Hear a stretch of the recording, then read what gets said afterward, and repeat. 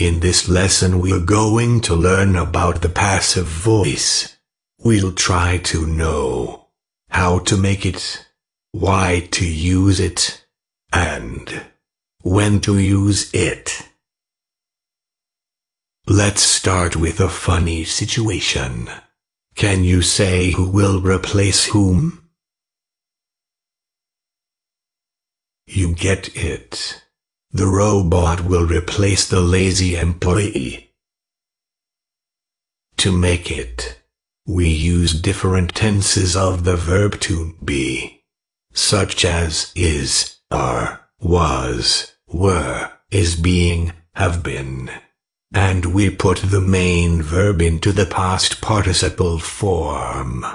Here for instance, this article plus past of be, that is, was, then the verb, write in the past participle that is, written, and finally we add the agent when, by a well-known journalist, when necessary. And we get a good passive sentence. The article was written by a well-known journalist. Now just follow the magic of how to change a sentence from active to passive.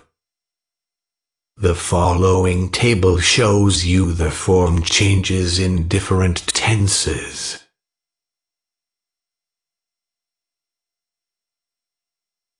The following table shows you the form changes in other tenses. Remember that the subject in the passive is actually the object in the active.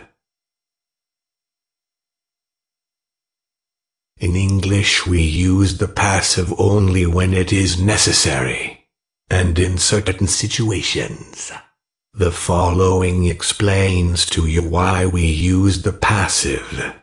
We use the passive voice because 1. We don't know the agent, doer. For example, my car was stolen last night. I don't know who stole my car. 2. We want to emphasize the action rather than the agent, doer. For example, the factory was painted during the war. We are interested in the factory. 3. We want to focus on the result of the action. For example, the thief was arrested by the police.